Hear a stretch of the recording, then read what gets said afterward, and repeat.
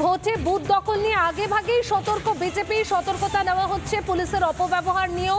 Booth দখল রুখতে সাঁড়াশি চাপ, দিল্লি ও কলকাতা থেকে চাপ দেওয়ার পরিকল্পনা জাতীয় নির্বাচন কমিশনের বিষয়ে দেখবেন Soumik Bhattacharya. Deputy executive editor Mayukh Ranjan Ghosh ঠিক যেই ব্রেকিংটা একটু আগেই জানালো সেটা আরো একবার দর্শকদের এই মুহূর্তে জানাচ্ছি। ভোটে বুথ দখল নিয়ে আগে ভাগে সতর্ক বিজেপি, সতর্কতা নেওয়া হচ্ছে পুলিশের অপব্যবহার নিয়ে। ময়ূক ঠিক এই অভিযোগটাই তো বারবার আসে ভোটে বুথ দখল নিয়ে, এবং সেই বিষয়টা যে আগে ভাগেই সতর্ক বিজেপি, এটা কি বাড়তি অ্যাডভান্টেজ হতে চলেছে এবারের ভোটের আগে? বিহার হোক বা উত্তরপ্রদেশ হোক বা কেরালার মতন বাম শাসিত রাজ্য হোক, সেখানে কিন্তু এরকম ধরনের জিনিস বিরোধীদের ফেস করতে হয় না। বিজেপি বলো বা তৃণমূল বলো, যে কোনো বিরোধী দল পশ্চিমবঙ্গে যে জিনিস ফেস করে সেটা অন্য রাজ্যে ফেস করে না। এখানে পুলিশকে একেবারে ডিরেক্টলি ক্যাডার হিসাবে ব্যবহার করা হয়।